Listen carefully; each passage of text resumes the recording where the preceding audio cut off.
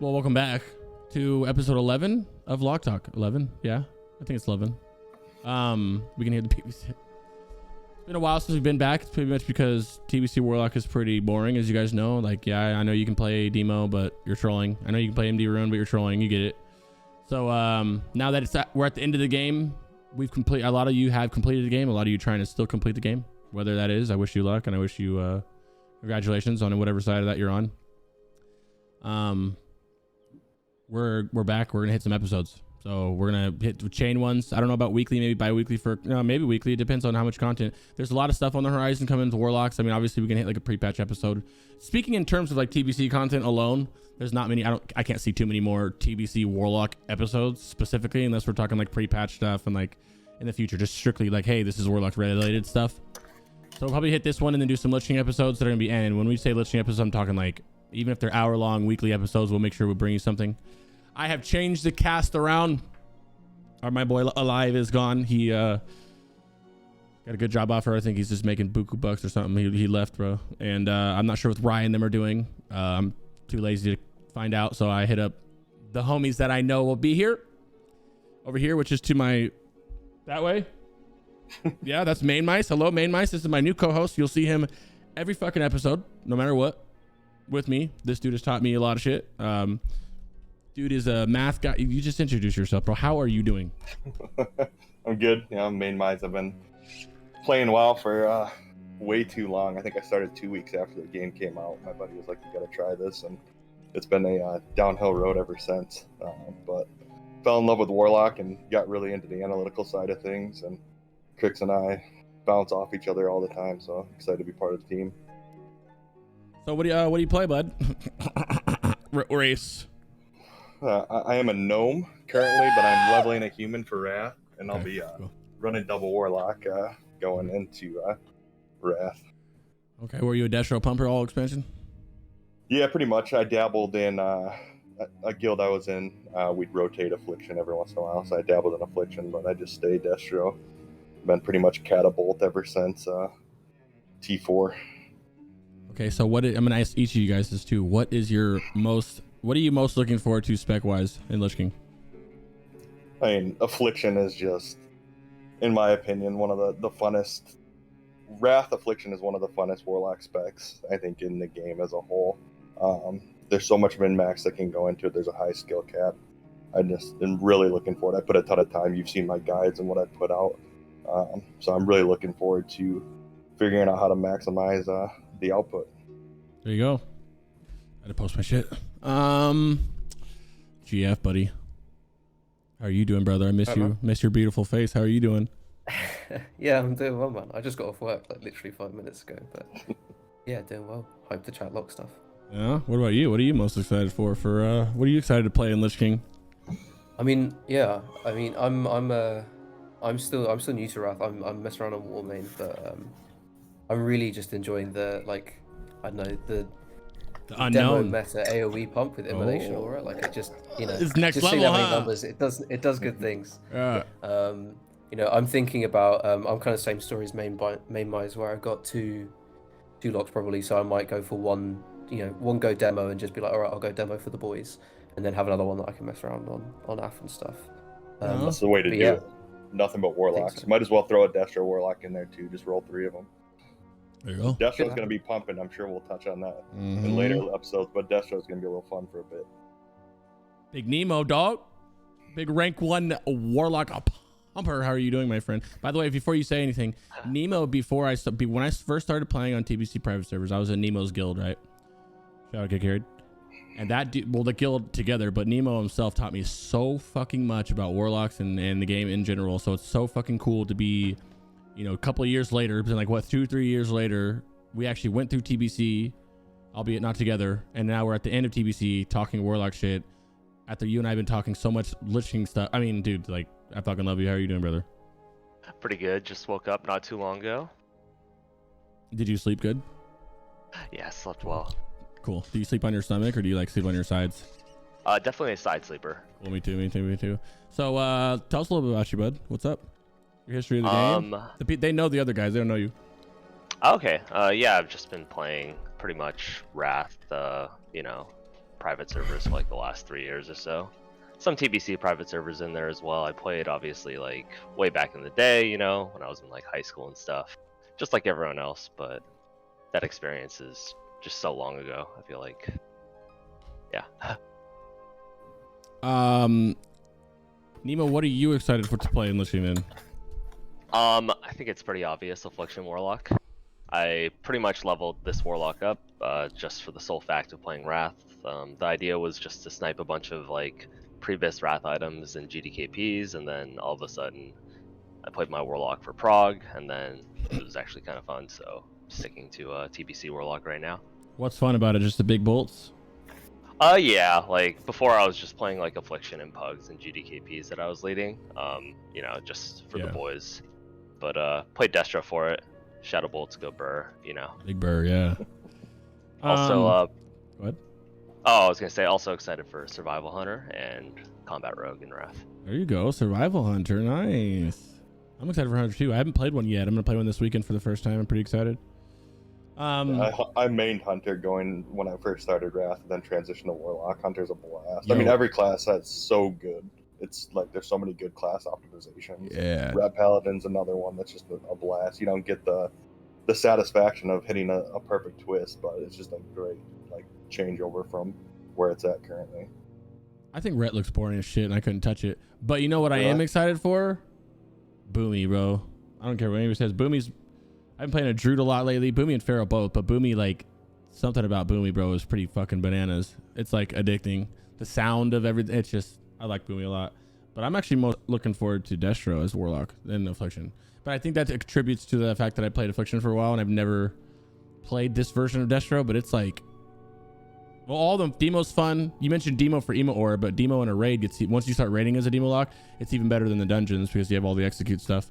But Destro, I like Destro a lot. I like Destro. It's a lot of fun. And then lately I've been playing that Destro Demo spec, so you get like Destro, but you drop Chaos Bolt and you get the execution from Decimate. Ah! It's so much fun, bro. It's so much fun. I Affliction's fun. We all already know that, but I feel like, you know what I mean? Which we'll end up talking about at some point, but if these boss fights aren't too long, I don't really know what we're going to do about that, right? It's just nice to know that if something happens and like, say, Affliction is, you know, do have short fights, we have other specs to go to that are going to carry hard, I think. I think people are sleeping on a lot of stuff with other specs. Yeah, it'll be interesting to see how they play everything out as far as boss values, and then of course how dual spec will work too. And we've seen a lot of stuff floating around about rested areas only. Are we going to be able to change mid, you know, raid type thing? Did they say you could change mid raid like normal? I haven't seen any confirmations. I haven't really looked that hard, but I saw some stuff floating around. I don't know. What do we hit first? We can hit. You want to hit gearing first, I guess. What's the man? Let's hit professions first, yeah. Or does it kind of go gearing together? So yeah, let's talk about professions because we looked right at your gear with kind of Sunfire, right? So why pretty did much you choose to go that route. I only went that route because they gave me the chest, and I'm the Affliction Warlock, so I was like, yeah, whatever. It's not a big deal. Yeah. That's the only reason I did kind it. of If my I got outlook right now too. Is like basically go whichever you can get first, right? The total output is going to be pretty similar between tailoring and jewel crafting. So whatever one you can get your hands on first. But with that being said, looking forward to Wrath and being someone who's prepping heavily for Wrath, I want to go the tailoring route to be prepared for tailoring engineering going into Wrath. Mm-hmm. Yeah, I'm going to have to make that swap too at some point, I already know. And tailoring's not a fun one. I think it's like 800 bag slots, something stupid. And you guys is trying to make our video smaller, but it's not working. Yeah, I'm going tailoring and engineering and Lich King, right? But right now I'm in JC. I had 2 Warlocks, and one's Alliance, one's Horde, and I was gonna go Horde or Alliance. But one Demo and one AF. But I think I'm gonna drop the second Warlock and just start playing all the casters and stuff. But I don't really know which one I'm gonna do yet. But I'm probably just do engineering tailoring. I like engineering. I played with engineering tailoring a lot, and I like it more. Nemow probably has one more to say than we do because he's actually probably tried all the preferences on there. What do you think? Yeah, NG tailoring is definitely the way to go for Wrath. I think it's probably the best for TBC too, just because you're set up for it. You get some fire robes so long as you have spare 50 to 80 gold, 50 to 80k gold laying around, you know. Mm-hmm. Damn it, they're so expensive too. Do you guys have it? I think Benediction, it's Yeah. like 30k right now. Oh wow. So Jeez.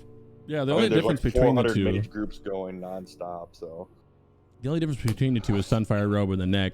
I know it puts my hit as an alliance at 151. Yeah, which it's is a bit pretty better nice. yeah, In like the that's Dream Beast setup, it's actually decent because you can live without the hit, but exactly. yeah, it's pretty minor. What is how about you guys' just gymmings? I've been just going well, to be honest, I've been just putting purples for the purples and slapping full 12s in there and then yellowing with whatever the haste yellows I need. But I've heard I've had people come in there saying the Sims, a few people said that their Sims have literally swapped up on them and now they're all saying, you know, the haste ones or the orange ones. Which I kind of disregard when they say it to me because I'm like, yeah, whatever, you're doing something wrong. But what do you guys think? Yeah, I've done a ton of simming on gems, and we kind of had a discussion in our chat between all of us yesterday, and there's some really good points brought up. But you really need to take into account a majority of the fights. In Sunwell, you're going to have tap time, and haste has so much value when you don't have to worry about that mana regen. But at the same time, you want to maintain that spell power. So I think finding a good balance, kind of what you're doing, hitting those bonuses. A lot of those 2 spell power bonuses are generally not worth going for, but especially Legs of Calamity, you definitely want to hit that bonus. You're still getting 2 of the red gems out of there. Run the Sims, run a ton of iterations, run different min and max fight lengths. Find what really works for you. It's really hard to pinpoint exactly where haste is going to get huge value. What you really want to do is to try to get that extra 1 Shadow Bolt off before the fight ends, but it's impossible to pinpoint exactly what kill times are going to be. So just sim your stuff. It's going to be minor differences if you get the wrong gems in, but just sim and sim again. Yeah, I feel for like sure. it's, I think there's. Oh, sorry. Go ahead. no, you can go. Sorry. Yeah, no, I was gonna say I think there's also that thing of like it really depends on like, you know, where's your gear at. You know, like if you're getting some flare and you're getting that extra haste, then maybe that's like diminishing haste value versus if you're taking the staff. You know, do you have a Resto Shaman or Ellie Shaman? That's going to change it a bit, especially with haste. You're getting a lot more mana. So yeah, I think like Maymai says, it's really about just figuring out what's best for your situation and checking out your gear, checking out your fight lengths and simming, and you know, and also I'm sure we'll talk about simming a bit later, but with your fight lengths, not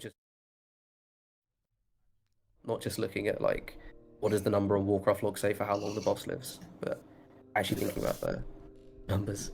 I think where the real min-max is going to come in is in those patchwork type fights, right? So like Brutallus, where if you're lucky you don't get a burn, or if you get a burn at the right time, you're literally just standing there turreting.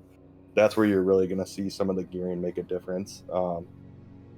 As in that type fights. I mean, Erodar Twins, the same thing. There's so little motion there that you're really going to start to see diminishing returns on haste.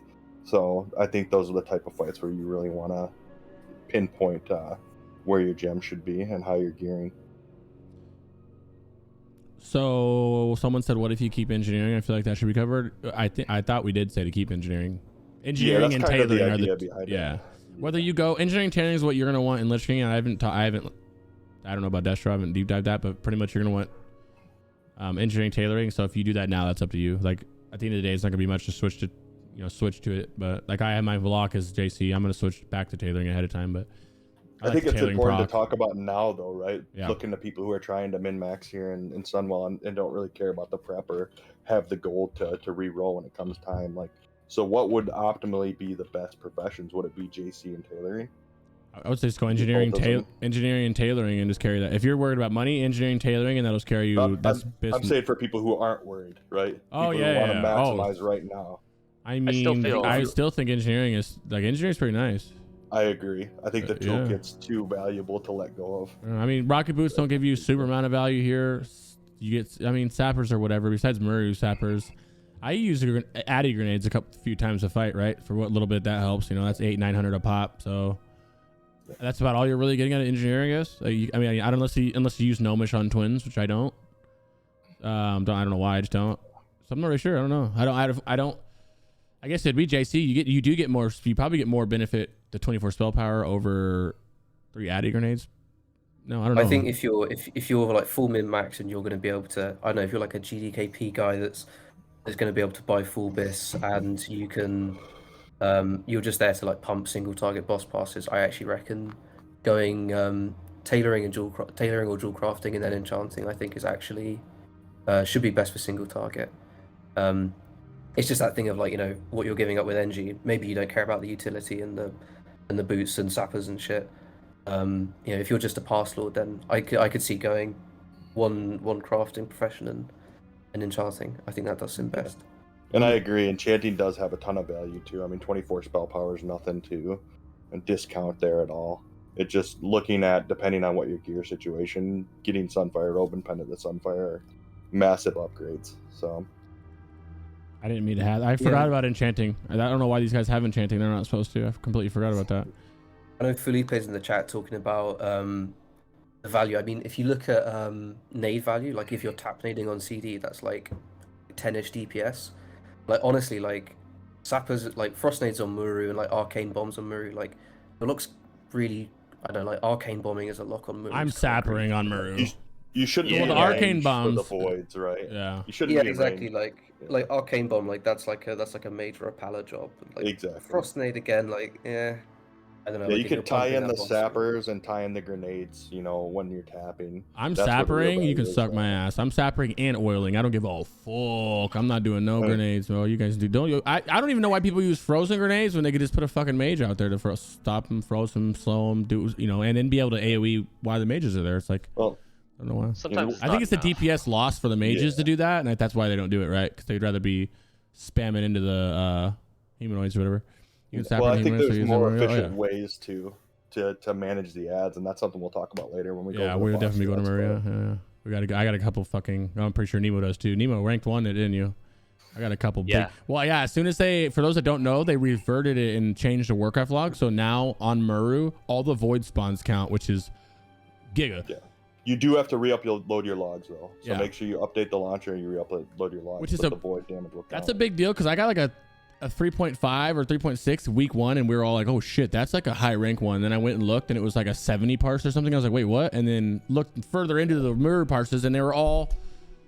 It was just like the more you patted, the more that you got damage, the more that you parsed. It's like, what the fuck? And then the next day I woke up, they're like, yeah, no, we reverted everything, check your parses, and I was so happy.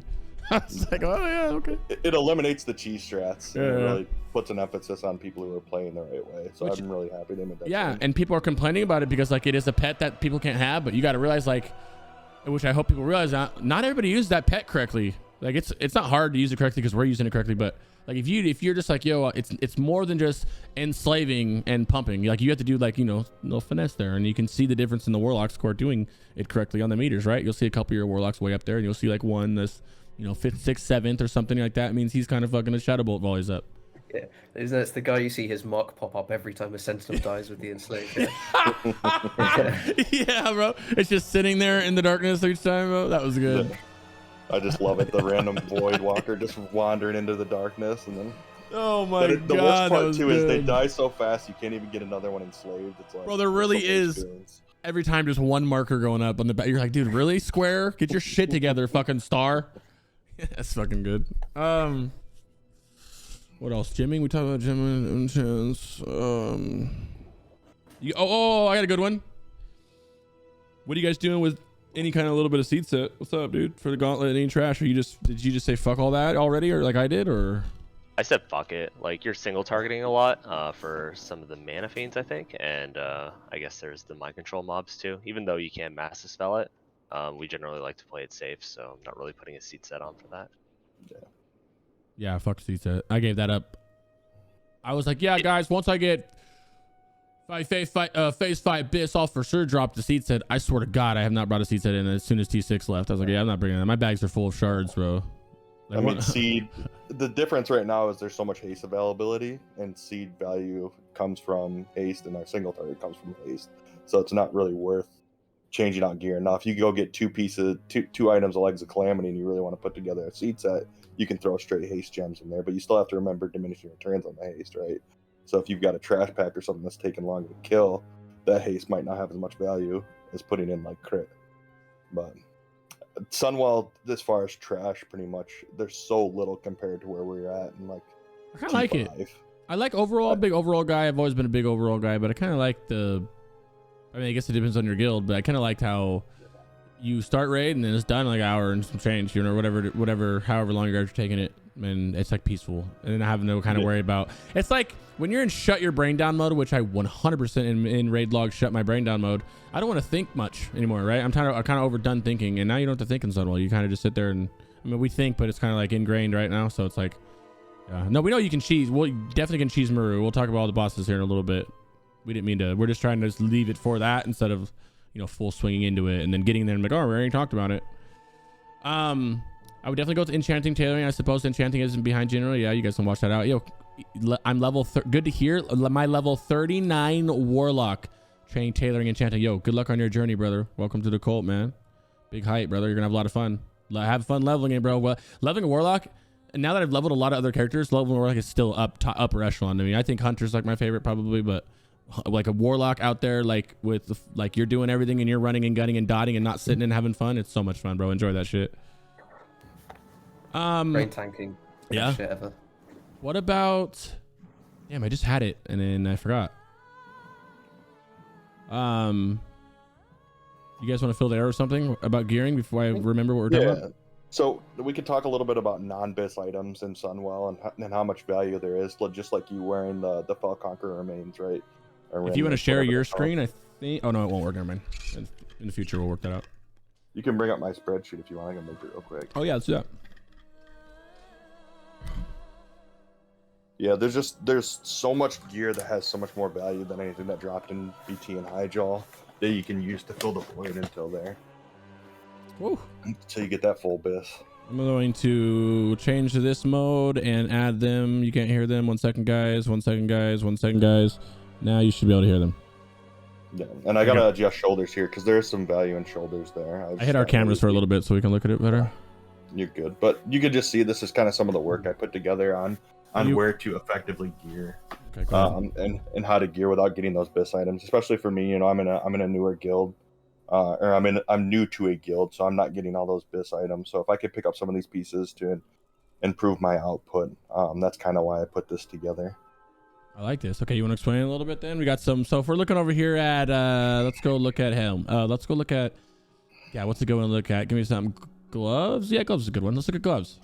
So basically, I ran these sims off from my current gear, right? So I looked at what the differential between the BIS items to the next items were, then put the DPS gain or loss, and then kind of on some of them put some explanations on why you shouldn't get those items. Okay. So basically, it's just a tiered list on where you can kind of put items together, or if like you're in a GDKP or a DKP guild, which I don't even know if those exist anymore, you can kind of put some small points into getting a power gain without having to spend everything you've got. Okay, I like it. Side note is what happened to GDKPs? Was that only like a 40-man raid thing? Is that why they don't really exist anymore? It's just a terrible system, in my opinion. People, you have to have so many rules. It.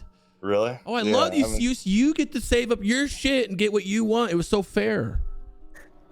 To a certain extent. It was still. Yeah, till you know, like your fucking shadow priest takes Skull of Gul'dan or something, because it's such a bullshit system. I don't know. DKP That's exactly it right there. I mean, you have to have so many rules in place, and there's so much toxicity involved.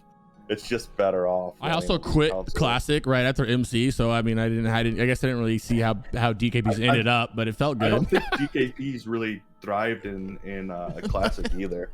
It was the same issues, you know, especially how Classic played out. I mean, when your guild's running 16 warriors a raid, like DKP is just not gonna work. Mm-hmm. So, gearing. Nemow, anybody else want to touch on gearing? It's kind of straightforward. Like by now we kind of already know what we're doing. But any questions too? Shoot them down there, boys. If I miss them now, we'll hit them on the way out, or whenever I feel like interrupting them. Saying, like MainMai says, there's just loads of alternatives, and there's lots of stuff where it's like you look at the BIS list and it's like, oh shit, I guess I need the head, and then I wear my tier 6 shoulders, but it's like, you can go the other way, and you're talking like... Exactly. That's why I said I don't have the other shoulders in there, and it again, I think I was just being lazy when I made this sheet. But there's 2 shoulders in particular that have some really good value. One that's clearly better than the other, but there's still something better than what you're currently wearing, especially if you've got 5 pieces of the tier, and you're able to swap one of those off, and that being the shoulder or the helm with the NG helm or something. So there's a ton of value out there. That's a good one Yeah. because. Go ahead. You first. I think it's the story of like some well gearing, especially if you've gone from having an Ellie to a resto. It's actually all about knowing what your hit options are and like how you can fit in hit well. It's like actually maybe I'm swapping back to Belt of Blasting, or I'm going to wear the ZA ring plus the new dual crafting one. Like, yeah, I think it's all about managing hit and just picking up whatever For you sure. can. And in my opinion, I feel like I've got a lot of people disagree with me on hit, but I think hit cap is the worst possible system ever because casters in general always have that 1% there, so there's never a cap. So if you can gear and you're at 4, 5, 6 points below hit, it's not going to make a difference. You're not going to see any difference whatsoever. Thank you for saying that, because I say that all the time and people literally like, yeah, whatever, bro. I don't think I've ever ran 164 or 152. I'm like 161, 160. Like that doesn't matter because you always have that chance to miss.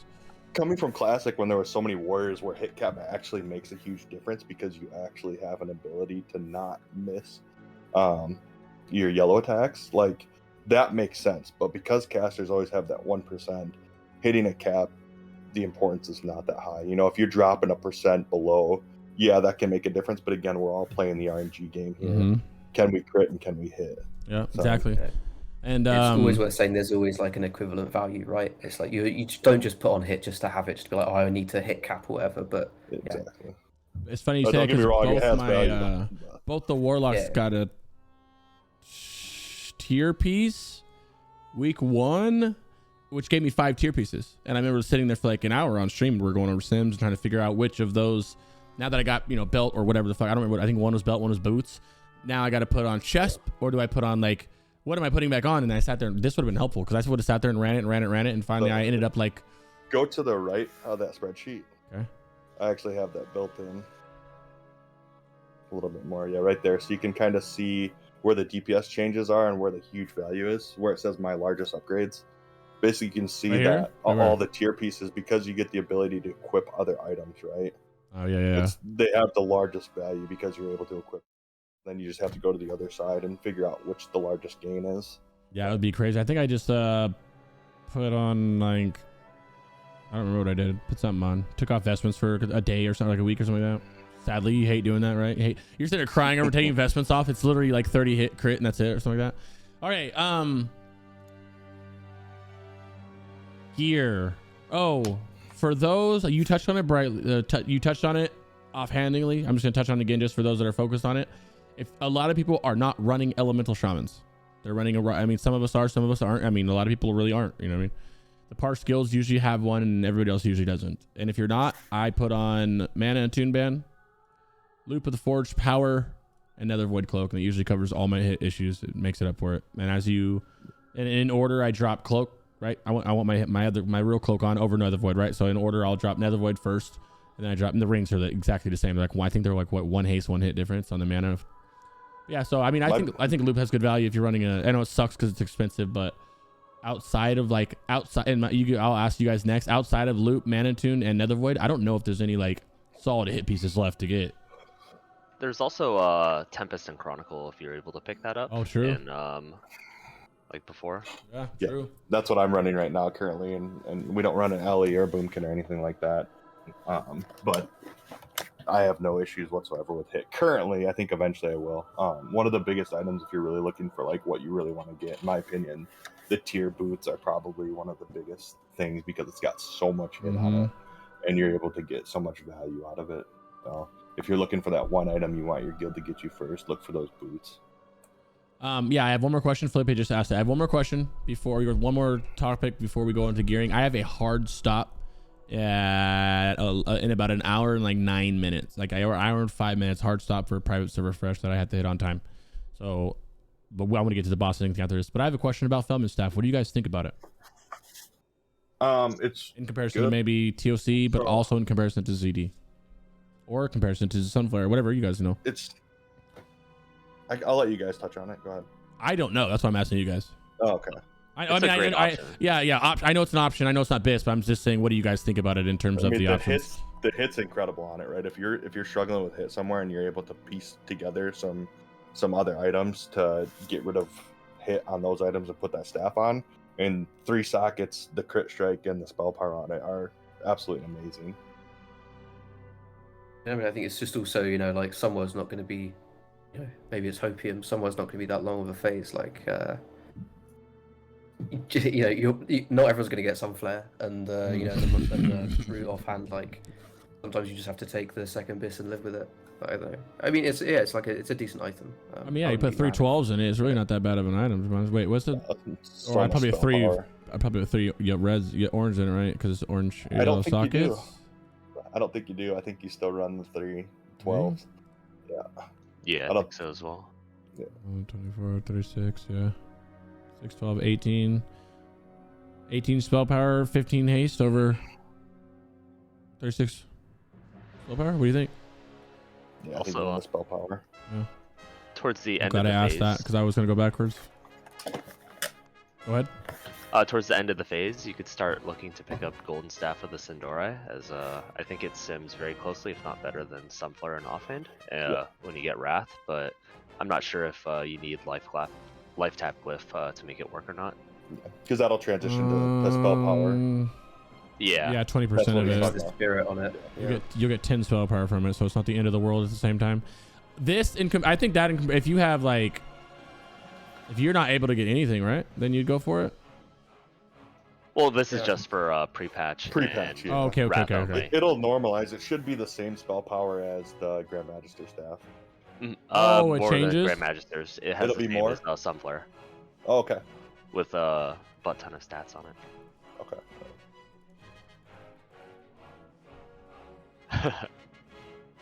But I'm looking to pick it up cool, on my Warlock, cool. especially for like demo and stuff. It's not going to be replaced till like a level 80 blue, essentially. Yeah, Like that's pretty Kieran huge. Tor Dagger, generally. Yeah, so to put in, and for those that don't know, 1 second, I'm handicapped. The stats change again, and I'm trying to hold this compared to. I'm just looking at it. The stats change again, and there's no healing. There's no bonus healing. The healing is now all spell. Healers use spell power gear.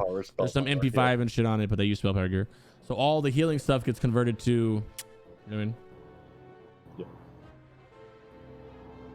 Yeah, I didn't know that. I mean, I knew that, but I didn't know that. I didn't think about that. This is why you're Giga Brain, bro. This is why I love you, man. There's a This is lot dope. of items that are going to have That's really dope. good value in pre-patch if you can pick up too. Yeah, I believe the Kalecgos legs are pre-Biss for raid as well in Wrath of the Lich King. So if you could look to pick those up, that is the haste version that you turn in for some modes. Yeah. Has more haste than Calamity, and you have Spirit instead of Crit. And generally, Spirit's huge. Yeah, Spirit's going to really Wrath with Fell Armor, and then of course once you get Glyph of Life Tap, Spirit's Okay. absurd. We're gonna hit bosses. I'm going to find a VOD unless you have one. Worlds. Nemo, do you have one? no, I stream very rarely. Okay, let's just go here. We have wipes here because this is my Horde guild, so I'll just, Oh yeah, let's get it. pick and choose them. Starting in the very beginning, I guess I would say, you know what? I'm not gonna go this one. I will actually go to the fusion one because then I don't have to skip through wipes. That's better than nothing. May 22nd was 5 days ago. Beautiful. Boom. I'm Affliction in these ones. Nax at the end. Ignore that. Let me find it. Bear with me. Okay, so I think in the very beginning is the only, including the trash. I like those Fire Fiends. I think they're important to get, and I think you should get them. We're just going to speed run random shit as we go through right here. I think we one-shot everything up here, so we can just go skim through it. Anything that you guys in the chat want to know or ask the question, we'll see it. And the guys on the cast here, just stay stop, backwards reward, shut me up, anything that you want to talk on, anything, okay? So let's talk about these first few trash packs, how to optimize these. People who are pushing for overall DPS or speedrunning guilds. How really do you want to DPS these? Are you opening up depending on your curse? Should you be Curse of Agony? What should you be doing? When should you start seeding, etc.? I think there's a ton of value still in threat trinkets, and being able to start casting seed early. I think that 1 or 2 Curse of Agonies is probably the most you want to do, and you want to seed as early as possible. Again, it depends on your guild and how quickly you can pick up threat, but again, those threat trinkets, and with our current crit rates, especially if you're running Ellie Shaman or a Boomkin, you throw on the Prism for the crit threat reduction. It's actually massive. Oh, go ahead.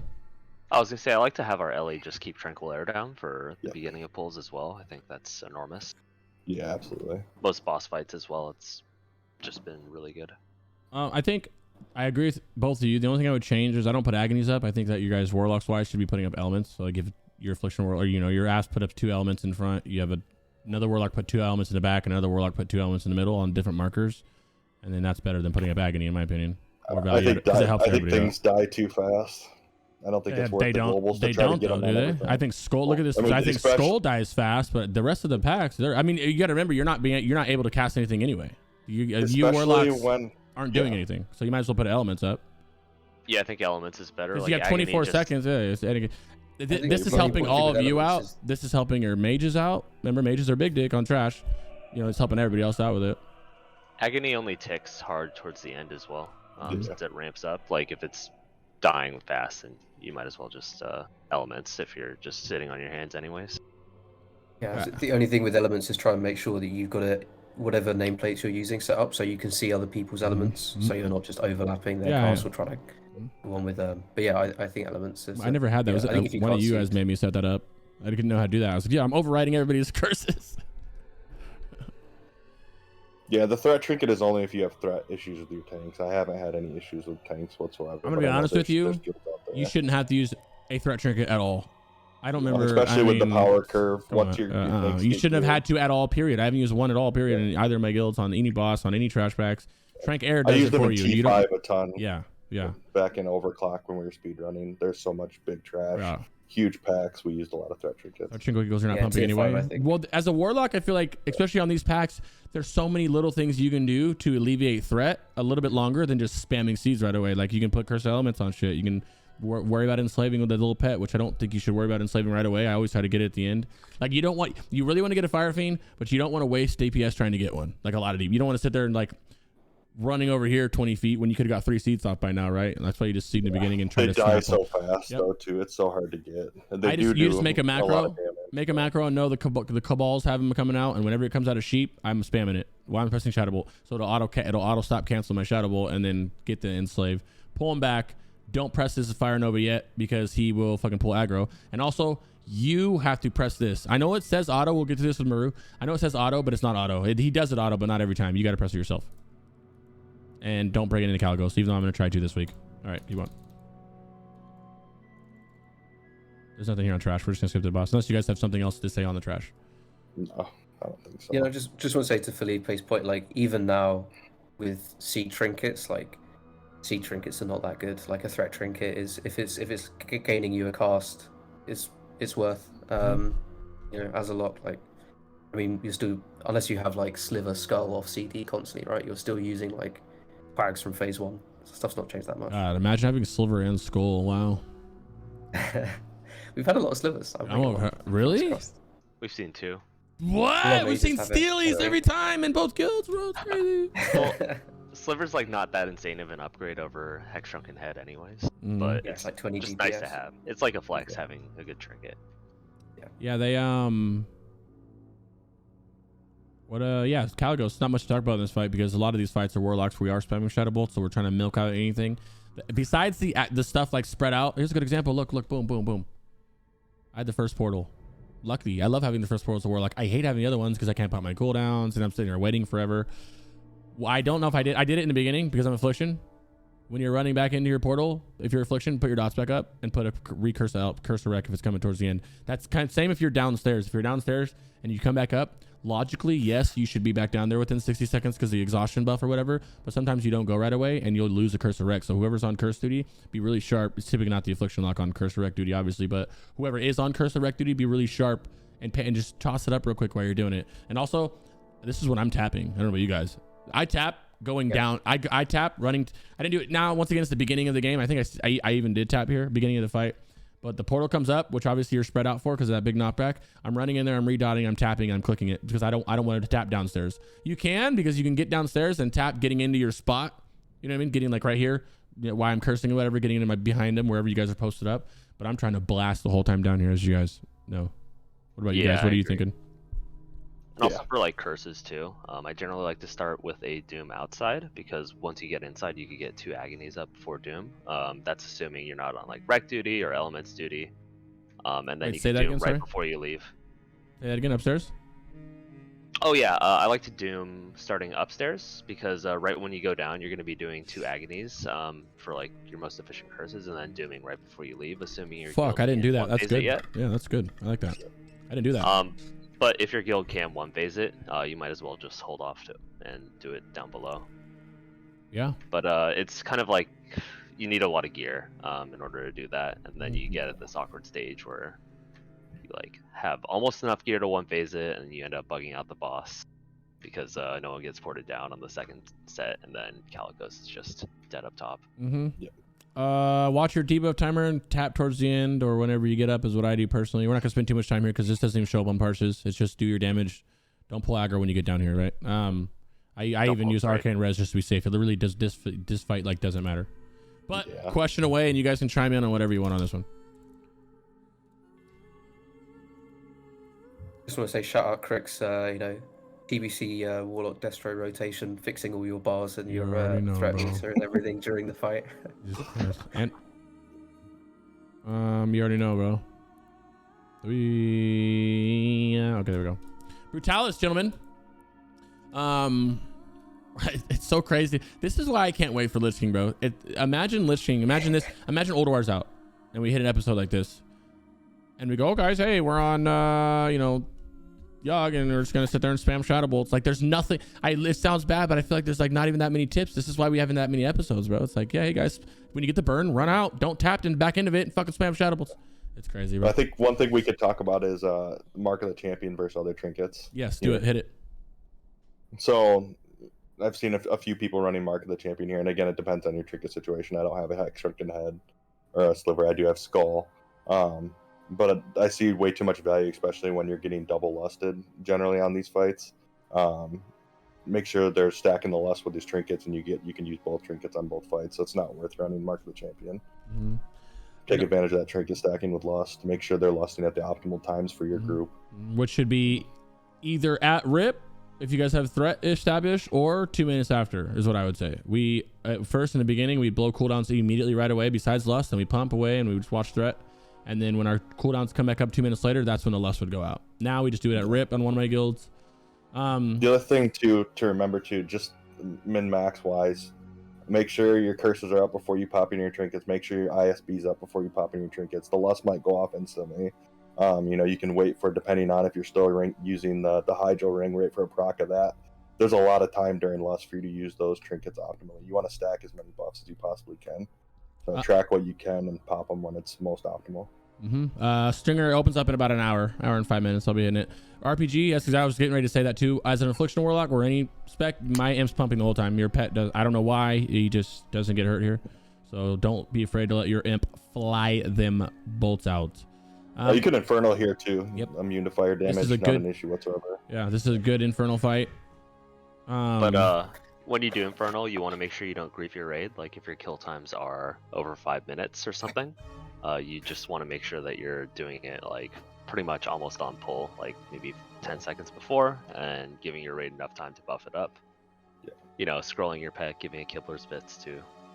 Mine broke this last week, and I ended up enslaving it. But they do have pretty low health. If it catches a Consecrate or something, it'll get cleaved down pretty quick. So it's not a massive deal. But I ended up casting Enslave because I saw it running right towards me. Yeah, I like to focus target it, and then I have another banish that banishes my focus target, and it's just a quick 1.3 second yada yada, and keep spamming bolts. You don't even got to think about it. You know what I mean? No coils, no running around. Just oh shit, the frame turned red. Obviously your brain goes from green to red means bad. Boom! As soon as it turns red, I'm spamming I stop casting, spam the macro, and then go back to casting. Maybe that's like the Giga Brain strat though, to have your Infernal just hit you at the very end to give you a backlash proc. The backlash proc. For I guess what's left, burning. Burns. Yeah, how you handle burns is crazy. When you get a burn, I tap almost right away. Like if I need mana and I know that I'm gonna, if you have a situation where you're gonna be sitting there in a burn and you're at the back end of the last 10 seconds of burn and it's chunking you and you can't even spam because you're like out of mana and you're too scared to tap. That happens, right? I avoid that situation by if I get a burn right now, I'm tapping like 4 times while I'm running my spot. There's no damage going. It's like virtually no damage the burn is at first, right? It goes from like, what is it, 160 or some shit to 3,200 a tick, right? And it gradually ramps up. It's also worth saying you don't have to move straight away if you get the burn. Like it's doing no damage. Like, if you've got like, CDs up or something, like you can sit there and pump for like 10-15 seconds before you, Well, as long as you're not getting meteor slashed or whatever, right? yeah. Or you can time it out depending on how your guild does it too. If you're not going to get meteor slash during the duration, or if you have a little bit of meteor slash duration left and you're not going to get another stack before the burn runs off, you don't have to move at all. Mm-hmm. Yeah. And just know that if you have cooldowns, burns long, you don't not if you go, oh fuck, cooldowns just came up, I can't wait to pop them, and then you get a burn and don't pop your cooldown, still pop your cooldown. So be careful with Blood Fury and pop it in the beginning of your burn. You know what I mean? Also, one big thing to call out is whatever shaman's in your group, you should try to have them drop totems in the very middle, like in between both tanks on pull. So like when you do move out for burn, like if you do get it, you're not going to be outranging. Because I know a lot of shamans like to put it like all the way in the back where it's barely hitting you, and you move like 2 feet, you're just out of range and you lose the benefit. Yeah. And triple and I tap pretty much to full if I can use the mana. Like right now, I think I overly tap. My mana might run out perfectly. That's another thing is when you're this is more for every class, but you should end the fight with 0 mana, close to 0 mana, right? Like I'm not. You don't want to drain. I do it one of these fights where I am at the end of the fight with like 50% mana. That means I overly tapped, right? Unless it's a fight where you can't use all your mana, which obviously we're not gonna have an issue with. So on this fight, when I tap, because it's kind of, you can see how it's dangerous to tap. When you have 2 or 3 strikes. I tap right now when he's facing the other way. I'll tap to mana that I can use. Make sure I don't have any procs. Make sure no ring, whatever you're doing is everything's good, no nothing. You have no cooldowns, and it's just like right now, dry pumping. I call it dry pumping. That's when I'm tapping, and I'm gonna tap as much as I can get the mana to go, and then yeah. Anything else? Why'd you run back 10 yards there? I don't know. Yeah. Did I just move for absolutely no reason? I think I just did a Crix thing. Yeah, it's just a Crix thing. Oh, just cool. because people started dying, and you know how you're like spread out because like I think my mind went like just in case shit goes down, shit goes south. Dude, we've all seen these fights go from like heaven to like, oh shit, like what the fuck just happened? We just wiped. I like to do something different, like towards the end of a boss. I'll try to move closer and closer with life taps, so I could get a sapper off on my last global with Shadow Burn. Yeah. I like to do Shadow Bolt Pain Burn. I like that sap. I have sapper one. I used to do that in my Hydral. Oh yeah. Anything else in this fight? Pray to get multiple bloodlusts. Yeah. Convince your guild to give you as many possible. I know we're all kind of pumpers in some like semi-pump guilds here. So if you're not in like if you're still progging this type shit and you have threat issues, I also did the same thing with threat issues. I actually use Immolate or Corruption or both if you need to, and I would keep them on the boss like 2 or 3 rotations until I would see myself like 30k behind, and then I would blast shatter. Because you don't want to if you're shattering within 30 seconds of a fight ever, you're literally playing incorrectly. If you're shattering like 60 seconds into a fight, pretty much, I mean, that's situational. There's many times where you'll see a boss start and people are humming, and I'm not even casted 3 shadow bolts and I hear a like that shatter sound. I'm like, yo, who the fuck just shatter? And my whole chat will be flaming this dude for shattering like 3 bolts in, right? Don't be that guy. Okay? If you crit right away and then you crit again and you're like, oh shit, just stop casting for a second or put up a Corruption or something. Corruption doesn't do any fucking threat on, barely does anything on an application. Wand, do something, but don't shatter, because shatter can be really handy. That's all I have to say. Don't wand though. Don't wand. That's griefing. Yeah, you're pulling chat ISB stacks off. Make sure you have shadow wands on and wand. All fight. Actually, get everyone to wand. Yeah. Felmyst, and by the way, anything else for Brutallus? Questions for anybody in here? If you're watching this now live, say it. If you're watching the YouTube video, say it in the comments, and I will specifically be looking to answer other questions if we miss them, because I know that we're kind of going through this, and we're gonna do another episode next week where we can touch on these things again. Or actually, if you're watching this and we missed your questions, I will keep them and we'll ask them next episode, and then we can go over it again if you want. Okay. Snap did bring up a good point though, especially if you're on the far end of your stack and your shadow bolts have crazy travel time. You shadow bolt crits generate a lot of threat, and you can jump up to pulling very quickly, and you're way better off blowing that shatter than to wipe the raid. So there is situations where it's beneficial to shatter early if you're going to prevent a pull, but if you're just riding the line, well, you can always prevent the pull. Yeah, if you on pull, if you put up a curse, right, and then you spam and then you crit or shadow bolt, my eyes directly look at the threat meter right there, and then I know right there if my next move is a Corruption, is it another shadow bolt, is it an Immolate? Is it a chill? Whatever it is, you don't need a shatter. I don't think you should have to ever shatter that shit ever. If something happens, I mean, if they miss a mangle, anything happens, there's definitely situations. If you're gonna pull, you're better off. Yeah, that's true. Yeah, like he says, I think knowing your tank's threat helps too. Yeah, maybe it says it's comfort. I don't know. Just Tranquil Air, I think. 15 seconds. It's worth it. Tranquil Air has so much value. I put Corruption and Curse and never had threat options. Me too. Never, rarely, ever. But I think that also Froll depends on the guild, right? Depends on the guild. Depends on the tank. It depends on the Warlock. Depends on the tank, the gearing and stuff. Well, that's where the situation comes up, right? If the tank gets terrible RNG and the threat is terrible and you're used to just opening up and then you pull, and you're way better off just burning it at that point, because then you know you're not going to run into issues later in the fight. Like, I've never had threat issues on that fight whatsoever, but I have in the past had issues where it just, you get back-to-back crits, and it's just like you jump up from, you're not even on the meter to the top. All right. Felmyst. Phase 1, Felmyst.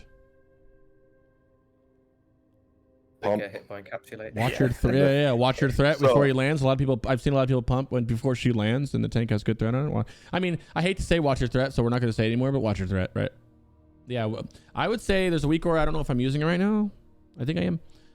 There's a weak aura, and I'll link the weak aura. It tells you who gets in cap ahead of time, like because you can see who gets it.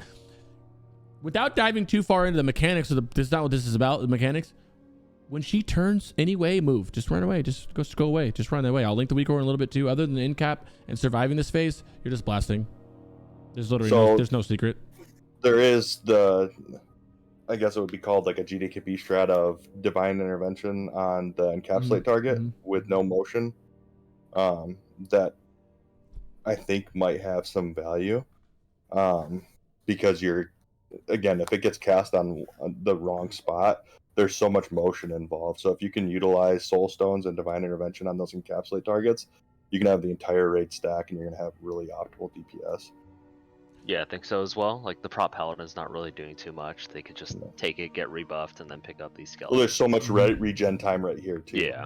It's like, you could rebuff whoever the target was, and then the regen for the paladin. Most guilds are running at least 3 warlocks. So you've got 3 soul stones you can put out. I think there's going to be a huge value in that, because you've got the entire raid just stacked pumping at that point with no motion.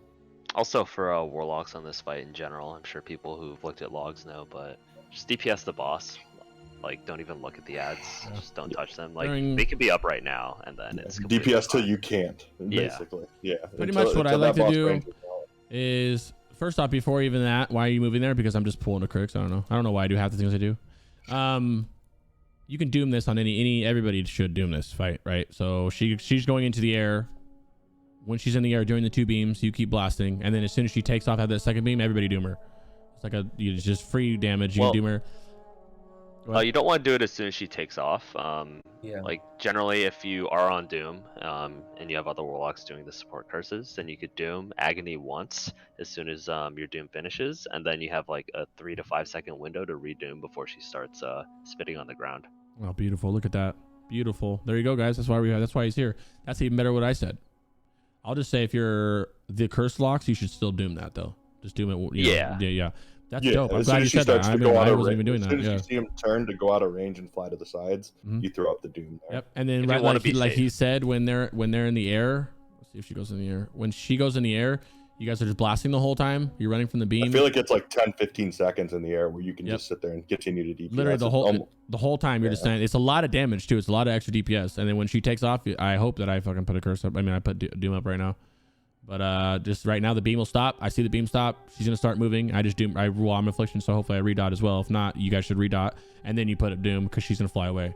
There's doom. There's corruption. Didn't get the siphon off, and then you seed. And then right here when you're seeding, also this is just like the side raid leader note thing to help with.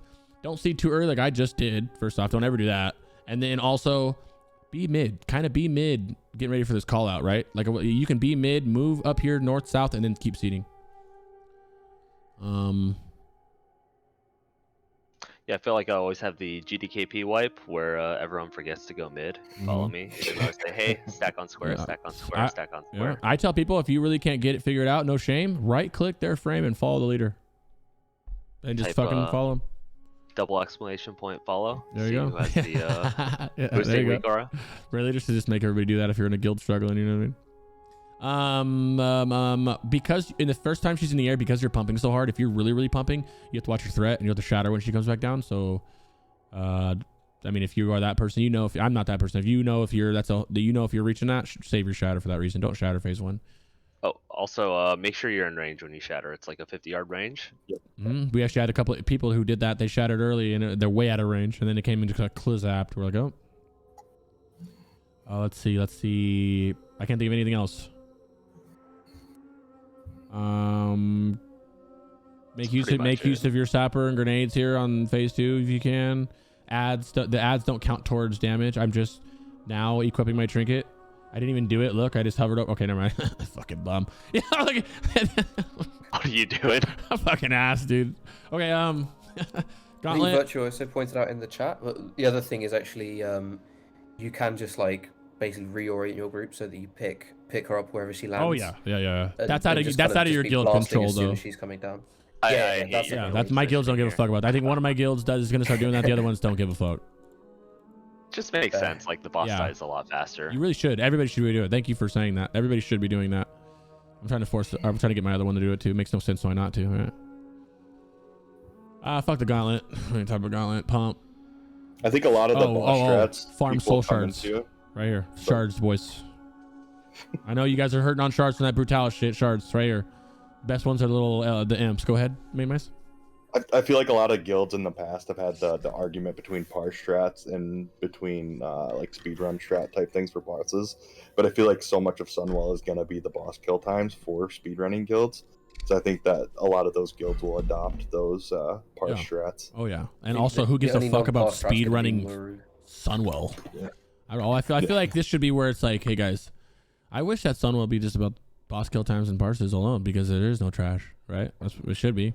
And I feel like, off topic, I feel like that, I don't know. No, we'll wait till next week to talk about Lich King stuff. Yeah, nuke these down. There you go, guys. Twins. I'm going to start pre-hyping twins up, boys. Don't conflag the raid is how you do twin. Looking at here, the only thing you can really do is, well, if you're Warlock tank, if you're Warlock tank, you need to tell your GM to go to a Pally tank. But if he's fighting you, and that's a whole nother topic, but he's fighting you and he wants you to Warlock tank, my brother, keep doing it, bro. I know how bad, I know. Keep it up, bro. I hope your affliction. It's a lot easier as affliction, but hey, keep pumping. Other than that, other Warlock, ignore this one. Even if you're up here as affliction, ignore. It's not worth. I don't think it's worth putting the corruption on Grand Warlock for the Nightfall proc. I think it's worth just spamming Shadow Bolts. Tit for tat, do whatever, but just pump and watch strat. God, there really is nothing. You see what I mean? I like to early shatter on this fight as well to avoid getting conflag. It's kind of tough just to not be in the top view that's your affliction. End up getting flag in the beginning unless you're just sitting on your hand. Plus confounding blow. That's big brain. Early shatter is big brain. I love that. Yep. Yeah, exactly. And plus with confounding blow, if you get bad RNG on the tanks, I've seen it multiple times where the boss starts running up towards a caster because they're high on threat. So if you can prevent that anyway. For those wondering, it's one of the two. I don't think anybody knows for sure, but it's either third threat or it's just top 5, like 2nd to 5th or something is what I think it is. So, some classes can stay out of the top 5 pretty easy, but Destro Warlocks, and if you do get conflagged, there's many weak auras. We'll link them. It's in the description as well. Why I don't get conflagged here, where it literally, if you have you have to focus target the second boss, and then whenever she goes to conflag whoever, it'll say, hey, I'm conflagging you, 3.5 seconds, run out, and then you run out, dump it, and then now you have 2 well, actually, even before that, as you guys are talking about it, you can use Gnomish Cloaking Device if you have it, but you have to use it when she's casting it on you. Like, you can't be, oh fuck, I have conflag, I'm running out, and Gnomishing. You have to focus target, like I said, your weak aura saying, hey, I'm casting this on you, and then you do it, right? Kind of like you would vanish it. It's almost like you're going invisible while she's casting on you, then also she goes, oh fuck, I can't see him. Who was I giving this to? Think of it like that, you know what I mean? And then, I got it. And I'm not using PP Trinket here. This is what I would suggest. It depends. If you guys are struggling with this to get a kill, I would 100% suggest a PvP Trinket. This allows you to, all that damage you just saw me get, it gets you out of the stun. For those that don't know, and then it gets you out. I have a conflag. There's my weak aura. Tell me to get the fuck out of here. Right now is when you Gnomish. And for anybody who has a rogue, right now, I think is when you vanish too. Right now is when you would Gnomish. Is that right? I've never done it with Gnomish. Vanish broke this week, so you could just conflag the whole raid still if you vanish in it. Yes. Oh, wow. Is that the same with Gnomish? I found that out the hard way. Isn't- I don't know about Gnomish though. I probably wouldn't risk it. I'd still run out. I don't think it's worth I running think Gnomish because I don't think it's worth running a results fucking with- trinket like that. I'm not a firm believer of, you know what I mean? But all of a sudden I just said to run PvP trinket, so I guess that doesn't matter. But yeah, right now this would go out. If you are using PvP trinket, wait till it goes off like this. You see the disorient, you pop your trinket, it breaks you out, it stops the damage, you run back to the ledge and you pump. Imagine now it's every conflag, so. Anybody else have Also, I anything? think bears should wear a PvP trinket on this fight because it's very likely the second threat bear also gets conflag. I've seen it like in most of our attempts, and they could just trinket and immediately go back.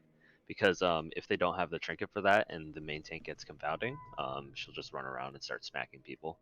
Look at the life of an Affliction Warlock. I'm absolutely pumping right now, and I'm only 6th. And I have like 70% or whatever that crit is right there, 52%. I was so mad. I was like, yeah, God, Affliction works. Nice weak aura.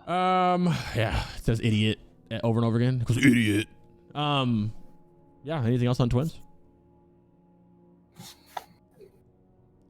Now this If one, you're feeling really generous, you can Shadow Ward when Yeah. you're jumping down to help your healers. yeah, we Pre-Doom. definitely spread. Oh, whoa, Pre-Doom, go hit that. Oh yeah, Pre-Doom on the other one. Yes. You want to explain that, my friend? You just look at the time to kill. You just doom the other target if you don't have That a easy. full minute left on the main target. Mm-hmm. Generally, you can only get one doom It's in. 1 and on 1, the first yeah. one, yeah. Yeah. I've been precasting Corruption into Curses. This is Dashro Shadow Bolt. Precast doesn't seem likely. I actually do the same thing. I am casting Corruption on the timer, and I kind of like hover over my stop casting just in case like they don't pull right away, and then I Corruption, Curse, and then Blast. That's what I do. This is gonna be posted on YouTube, and I'm doing my normal like how to parse thingies probably this week sometime. Are we good? Okay. We sped through those because this is the one where we can actually talk a little bit about, the last 2 bosses. Big fun. How you guys, obviously, you can reset the boss. For those that don't know, all you do is you have 2 options. You have a hunter right here, and he aims shots, and then feint deaths. We're all away. It resets boss.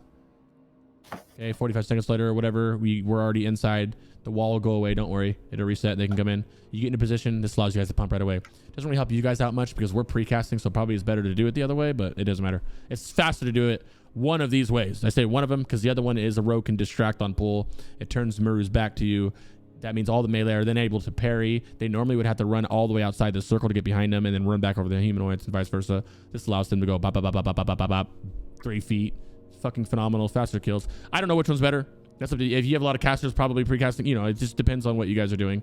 But that's just ways to, in terms of prog and damage and getting out of this fucking fight for a lot of people who are progressing it, that can help a lot. Hit it. Somebody take it away. I talk all the time. You guys go.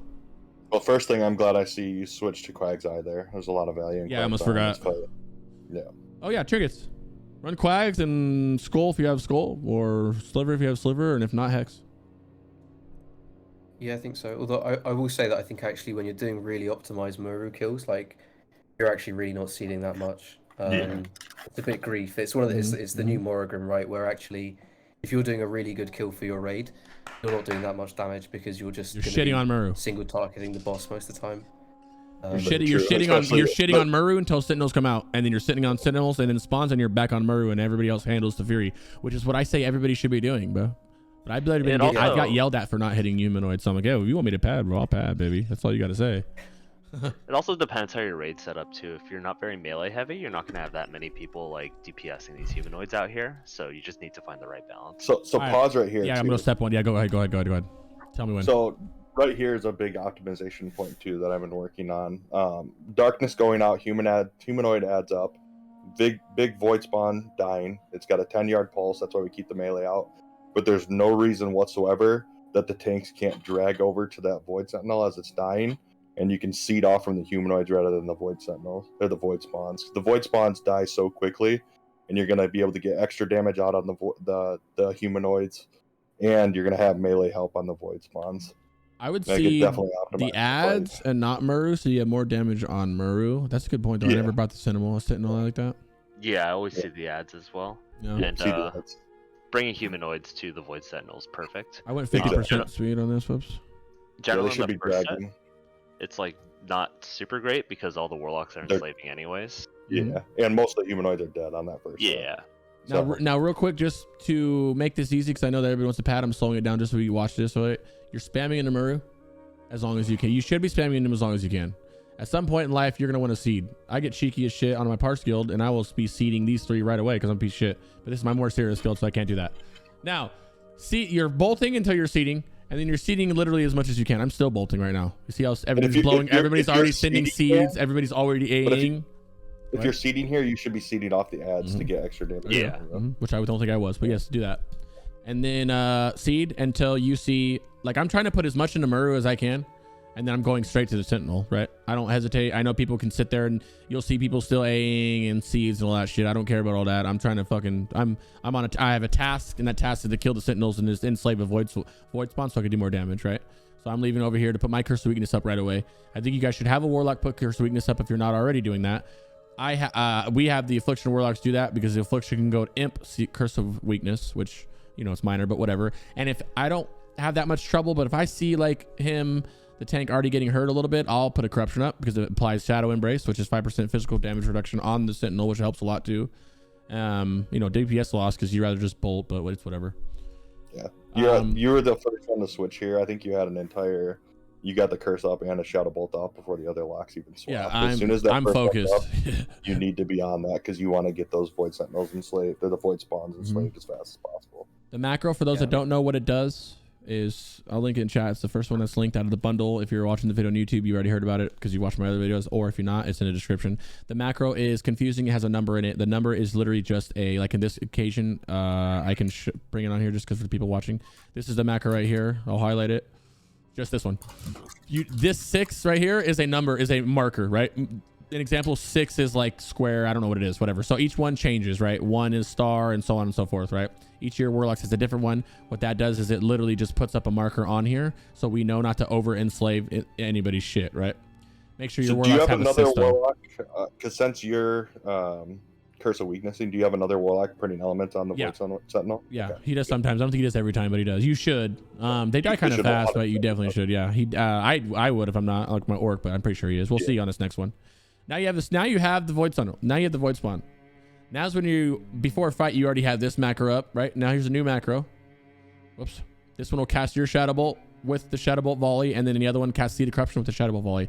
That is super important because these guys don't. I'm gonna speed back up now. These guys do not cast their Shadow Bolt volley on cooldown. I don't care what anybody says, they do not. You can see them not do it, right? You can press it yourself, which is my example, is like my Naga one of my Naga buttons, or you can but your mind can simply forget that sometimes. Macro to everything. Yep, just macroing it to everything. Go back a little bit as well. Yeah, go ahead. Yeah, you should honestly put it in every single thing. Put it in your curse, put it in your tap, put it in, and when you're moving, or you can just, like what I do when I'm moving, I just spam my Shadow Bolt to make sure it's going off. But you can see the star Void Sentinel right there running into melee. You do not want to do that. Right there. You want to park your Void Sentinel right there, as close to the middle circle as you can, and just leave them right there. No, I don't agree with that. I actually think that you should have him attacking these ads because he can get melee damage on them. And I think what happens is on Muru, I have a mouse over that's a Sin Pet mouse over, as well as a Doom mouse over, or a Doom mouse over, or a Muru Doom if you're dooming, right? And then whenever darkness is clear, I mouse over send him in the Muru, and then before darkness comes out, I mouse over send him on one of the humanoids, and he just goes back and forth. And I will have this pet the entire time until he broke on me one time in phase 2, so I don't like to keep him the entire time, but yeah. So I saw people doing that running into range issues though on the Shadow Bolt volley. Depending on where your tank is positioning the Void Sentinel, you can run into range issues. It depends on where everything's positioned. Optimally, yeah, that's true. Should be close. Yeah, my mental just brings it to me. I guess you're right though, I should say that. And my mental I think it's a big pet management, and some of us have been using pet, PvP or have pet management and keybind. A big thing is keybinds. Don't be clicking your shit. Simple one is mouse up, mouse down. You need to stay macro. Like for this example of what he just said is if this portal's over here where it just was, I'll pull my Voidwalker to me and stay him so he's in range or whatever, or send him on the Murder or whatever the reason is. But it's very important to put some kind of keybinds on there. Get used to pet management now because it's going to be huge in Wrath. Every single spec every single spec of Warlock in Wrath has to use a pet, full-time pet attacking. So I will say with pet management, if you're used to using like a recall macro, like a pet passive or a pet fellow or something, it's a bit broken with enslaved pets. You're just better off moving them by attacking different stuff and like trying to bounce them off stuff. Trying to recall them, it's completely broken. This is a good engineers. This is a good time to use a sapper if you have it. Well, earlier in the fight I would have did it, but this first time is the first time that you. I mean, some guilds are killing them fast. One of my guilds is killing them fast. One of them don't, and I can get a fat sapper off every time that hits all of these guys. You can get good sapper value. You don't sapper 3 targets, right? Sapper 6. The more you sapper, the better. It sounds stupid to say that, but you'd be surprised. Someone just brought up the stay issue. You don't use stay, you use passive, and then you just don't use a pet attack macro. Yeah, that's the other option. Yeah, I just cook stay. Yeah, either one works. There's a lot of things you can do. Yeah, because if you have it on defensive and then you start casting that, it'll start attacking the map. So you use passive. Passive works if you click him on stay somewhere, right? And then throughout the fight, whenever you call pet or send pet, call him back or passive him, he'll go back to that stay spot, right? But you have to set up a stay spot to do it. It's like PvP. Passive does work. You might want to check your macros. You might have like a pet attack macro built into something on accident. Yeah, I haven't had any issues with putting it on like stay while it being passive as well. Yeah.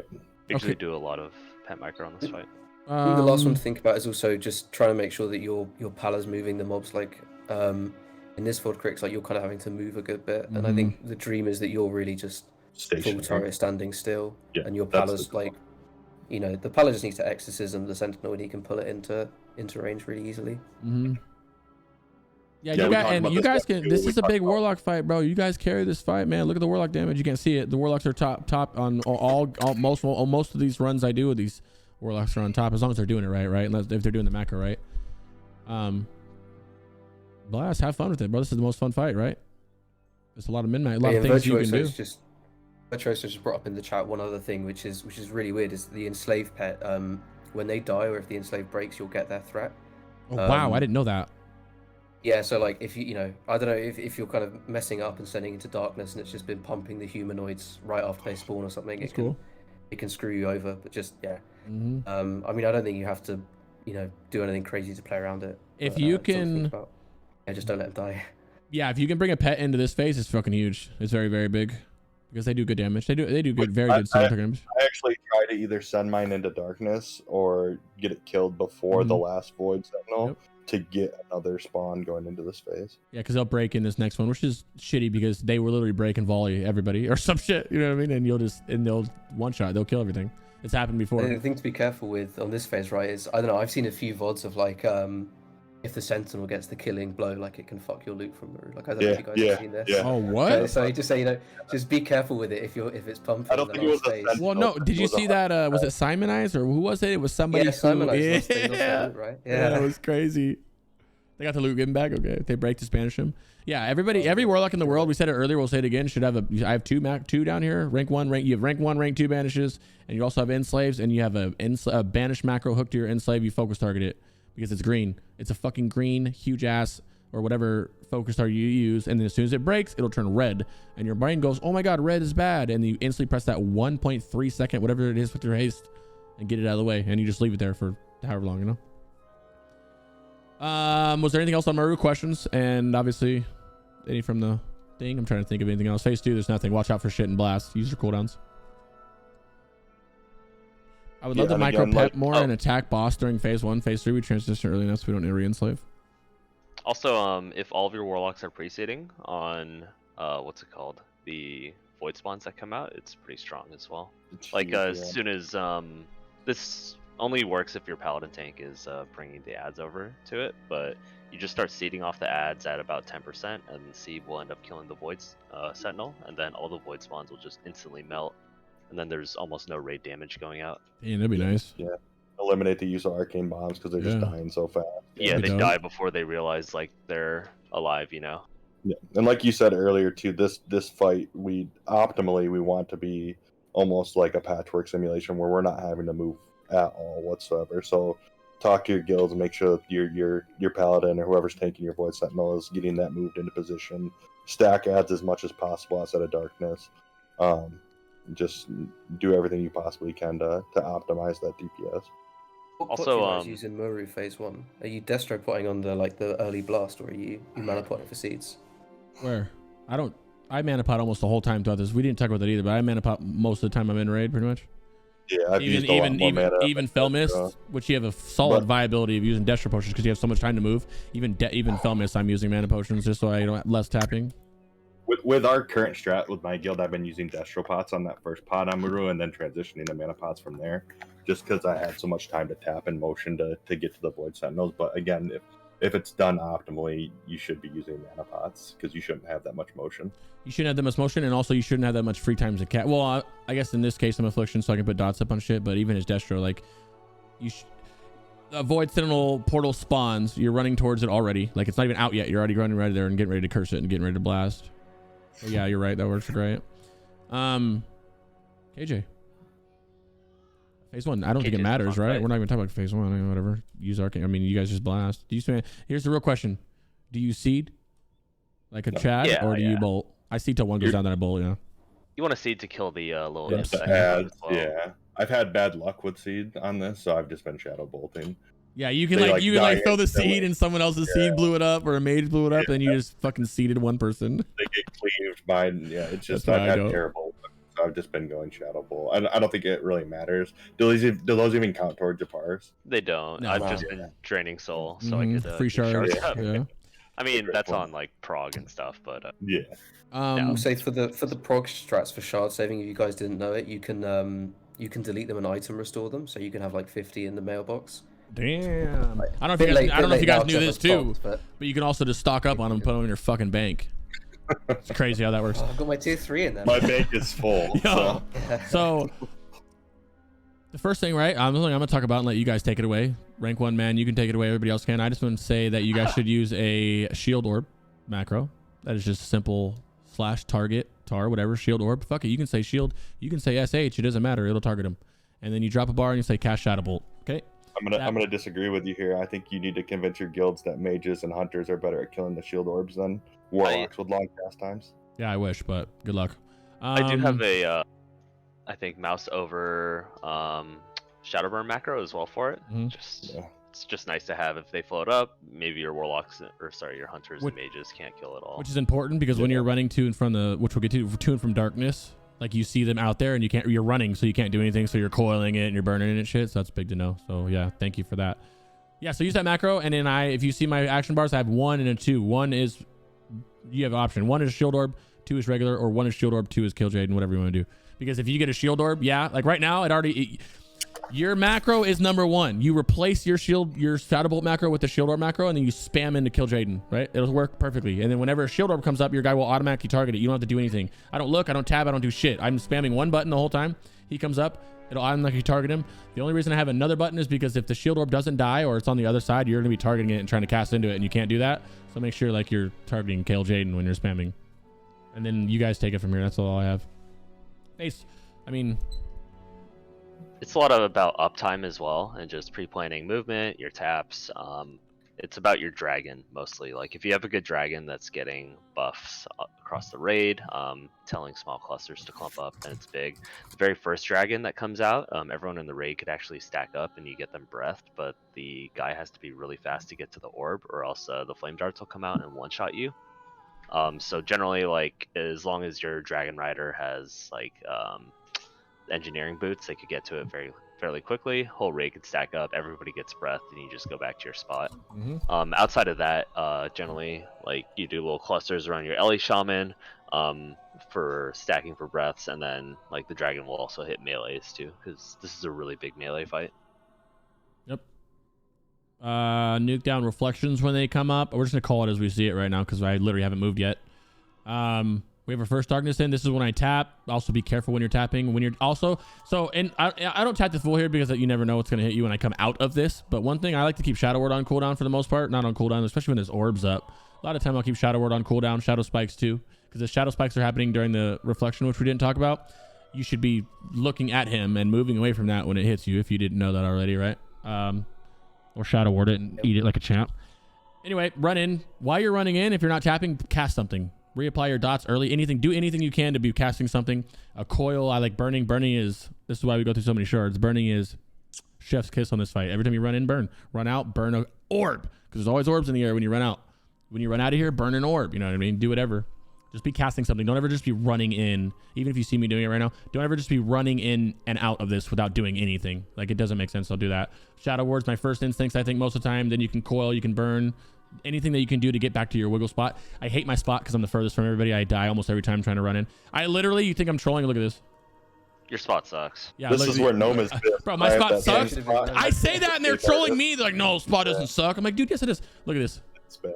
That should be like a mage. Look at this. Cooldown, basically. I've literally died every fucking Kil'Jaeden pool because I'm in that spot and I'm not making it. And I'm going early too, and I get fire bloom randomly. I have to wait, and I'm like, yo, can you guys? Side note, less on warlocks and more on everybody here. Fucking, if you don't have fire bloom, run into the goddamn dome so we can get in there, bro. Because so many times I'll be in there trying to get in, and there's people just like kind of like casting or doing whatever and not going in. I'm like, yo, like when darkness is up, look ahead and start running in, please. Just a side note to the side note, okay?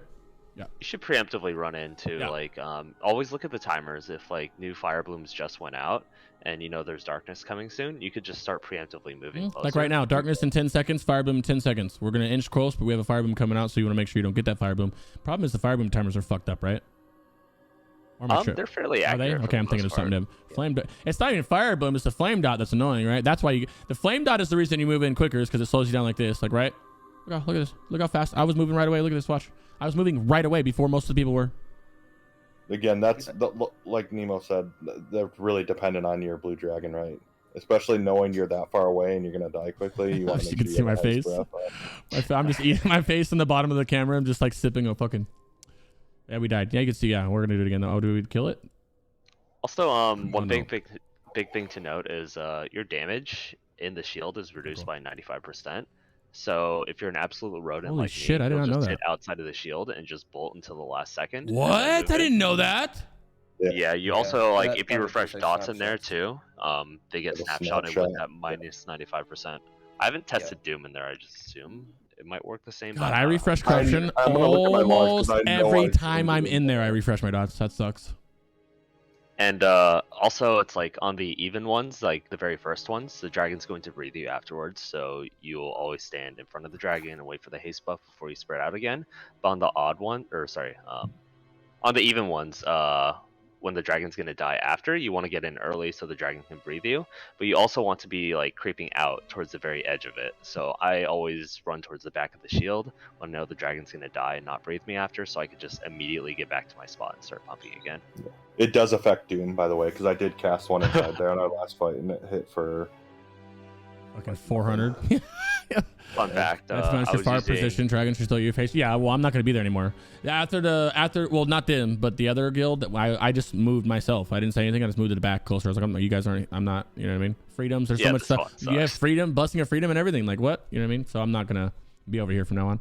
Obviously, stare at the ground for the hellfires like that because they do this cool thing called dropping a meteor on you. So that fucks you, and then the meteor double fucks you. So move out of that. You guys should know that. Anything warlock wise on here? I'm trying to think of warlock related things, but can't really. It's not really warlock related, but like you don't have to be like obviously you know like when you start the fight level you get like your DBM range 10, but like if you're really trying to push damage and kill the boss quickly, you don't have to be super strict on that, right? Like if you get one fire bloom tick and you hit one person next to you and then you move away, it's not the end of the world really. Like obviously if you're progging, you should be very well behaved with these things and limit damage. But if you're trying to kill the boss really quickly, you can be a bit more fluid with your positioning and actually just kind of react to fire blooms and try and cut down on on this one. Like watching you here, it's like you're having to move so far every time. It's such a grief for the uptime.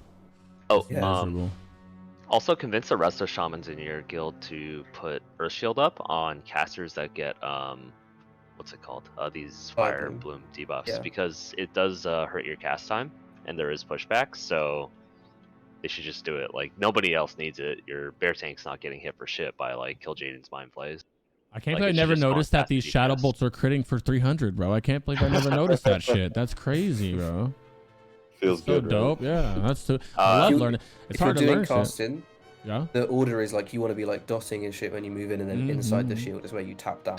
Especially because no one's taking damage there. Okay, cool. Just let your priest drop a fat COH. Do you take reduced tap damage while you're inside the shield? I'm not sure, but I've noticed that I can tap. I don't think so. That's rare. It's rare. I learned something here. God damn, look at that, bro. Holy fuck. Nemow, also, 3 years later, still teaching me shit. Whenever there's a transition, I always kind of pre-tap, so I could just full seed the reflections right here and just not have to tap in between. So if you're at 100% mana pretty much, right when these reflections are like hitting KJ, then you could just blow your seed. And then if you have Skull of Gul'dan, you could also time it there, depending on your DPS. You obviously don't want to leave your trinkets on cooldown that much. Skull of what? Also, like last phase, there's not that much, I don't know, going on. It's pretty easy. So like I generally don't stand in shields until like the last second as well. It's kind of risky. I'm gonna get a bunch of shit for it when I inevitably like try to milk it too hard and die and Guild to Darkness. But How long is the shield up for? How long is the shield up for? 5? Yeah, usually they overlap it, so it's like 10 seconds. So like you're just hurting yourself in DPS if you stay in it too early or go in it for too long. Tactics, thank you, my friend, for that big host. 174. I really appreciate you. We're almost done here. Then I'll hang out with you guys. Sorry. Finishing a Warlock podcast. Okay, so well, last one here, which Virtuoso raised in the chat, which is what I thought as well, is that haste, breath, and lust don't stack for melee DPS, but they do stack for spell haste. So what that means is it's actually not incorrect to be just chain rotating lusts on warlocks. If your melee are playing properly and they just have crazy uptime on the dragon buff, I'm gonna click that. It actually makes sense. Yeah, I'm fucking that up. I just copy pasted that just so I know who to send that to after this. Look at that, bro. What a fucking banger episode. So to sum this up, wait, I'm sorry. Were you done with that, by the way, GF? My bad. I didn't mean to cut you off if I did. Yeah, no. Okay. Yeah, I mean, yeah. That's the boys. Thordal, aka Jordal. To sum it up, my biggest thing is just to cast something. Always be casting when you're moving to and from the darkness. I think that's kind of like, oh yeah, Jordy got fucking Thordal, and then look at his reaction. Jordy's in my raid, or I'm in his raid, really. Huge.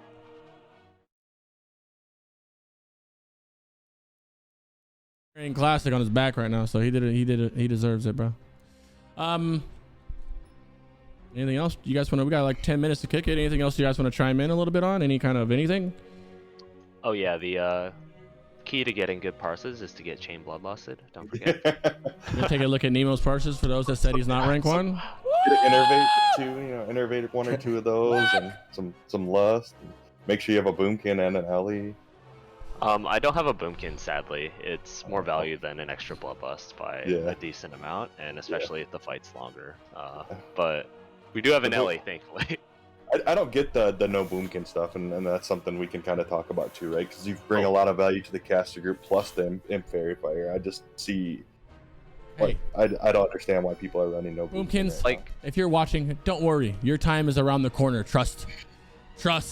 Everybody, your boomies are like the heroes of listening. I feel like, I know they're not, but it feels like they bring so much utility, and they absolutely. The pump out of all the classes I played so far, that's the most surprising pump out of every class I played so far was the boomie. I did not expect that, because all I was doing was seeing like boomies and pugs doing like, all right, nothing too crazy. But then like the big brains like, no, this is how you play it. And then it was like night and day, dude. It's so crazy. Some of these classes are so slept on, dude, and they're so fucking, I can't wait. Yo, look at your fucking garbage ass T4 gruel parses, bro. I don't think you bum. I don't think I've killed Magtheridon. My Warlock. This is disgusting, right? This is crazy. Or something. It went for, and you can tell it went from a straight G to GP because there was a G to GP one, right? G to GP to straight. You know what? I'm gonna go do a couple raids and see Actually, what it's like. didn't even have full max rank spells going into Sunwell. I didn't realize it till how geared is your lock, by the way? It was really geared the first couple of weeks. That helped a lot towards parses as well. I mean, because there's only so much optimization you can do, like spamming bolts. I had a lot of gold. I probably dumped 150. Whew. I probably dumped 250k to 300k into my lock, but that's just because I run like 3-4 GDKBs a week, so I have a bunch of organizer money. Said all easy, 200-300k long, no big deal. But like most of my items are BOE outside, like for the Sunwell upgrades, like Forged Power, Sunfire Robes, the goggles, hand wraps. And then for Sunwell items, I got a couple pieces of tier and Sunflare, and that's about it. Sunflare is pretty nice, but it's not like the most enormous upgrade over Zardoom. And that's just a testament to like how good Zardoom is. I like Zardoom. Booming damage is so low though, and Lich King TBC. Lich King is not that low. I still don't have a Zardoom. I don't have. One of my locks does. One of my locks doesn't. Can't see his name. His name is Nemow. Nemow W, right? Let's go to Warlock. women backwards. Just here. I'll tell you how to find them. Watch. This is the easy way. Watch this. You go like this. You click rankings, and then you go to Warlock. And I think that how do I do this? Damage. You want to go to All Stars, God damn. complete raids, Where the and fuck then go is down to All that? Stars. There we go. Complete. Oh yeah, that's how you find them. There you go. I hate you, bro. I like how the Warlock is. Oh, affliction, huh? I'm AF this week in my. I'm AF this week in my double triple lusted fucking Warlock group. I'm pretty excited to see what comes out of that. Shout out to the other Warlocks in my guild. John Potion, number 14. Shout out John Up Potion, there baby. as What well. happened to what's his name? Like Lich Bait? Was that you guys? Wasn't he with you guys too for a while? That was the homie. Right? I think he quit pretty early to do other things. I don't know. He does like some random streaming stuff. Yeah, that's pretty cool, bro.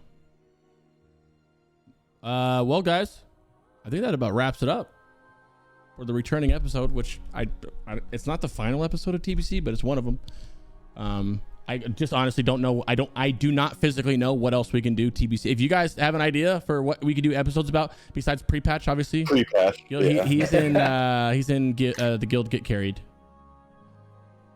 With Dr. Kale. With Dr. Kizale, bro, the legendary, the one and only. That guy's insane. He has like a 5 full Biss prop paladin. Yeah, Runs that dude Sunwell, is like that 4 dude times has a week. been that he is TBC, and he's probably clicking his way there, dude. I don't understand how he's so good at this game, but clicks. It's crazy. Oh, best clicker I've ever Dude, seen. it's fucking incredible. remarkable how fast he is at clicking shit. It almost feels like he has something like an invisible wall stopping his cursor perfectly at where he needs to click. You know what I mean? It's crazy. His reaction times are really good. Yeah. You're It was so crazy that when I didn't even know for like a year, that I didn't know until after almost I left that he was, and I was like, wait, no, he's not. And they're like, yeah, he is. I was like, what? He doesn't click everything, obviously, but there's a good Watch that amount man that he click does. click a bot, bro. Couldn't believe that shit. That dude is so way too good at this game. Yo, I need to go. I have a fresh Lich King private server launching in approximately 27 minutes, to which I am going mage. I don't ask. And You going Horde or Alliance? I'm going Horde. I'm going Blood Elf, just to level with somebody who's a Blood Elf, but on this server you can switch your racial, so I'm going to switch to Berserking, obviously. But I'm going Blood Elf just to level with the person I'm leveling with to get to 10, and then I'm on Warmane as well. I raid on a Warlock weekly, Fridays, Saturdays. I obviously don't have raid today because I'm doing the launch. And then I raid on a Boomy, and then now I'm working on a Mage and Hunter. I'm trying to, like, how my YouTube channel is all about Warlocks, I'm trying to make it all about casters in general. So I'm going to cover all content for all the casters. Some more than other ones. Like, Mage ones don't need it as much as, like, you know, Shadow Priest do, or Boomies or something. Better code than Warmane. I think Warmane has pretty good code. I think it's different. Warmane has a big store that's kind of fucking funky to me, and I'm not really a big fan of it. That's kind of why I'm on the other one. You can literally buy your Biss gear. You can't buy, like, Biss, but you can buy, like, pretty much Biss gear. Yeah, you guys, we're good to go. Yo, I love you guys. Let me end it properly, huh? Appreciate you guys coming to the show.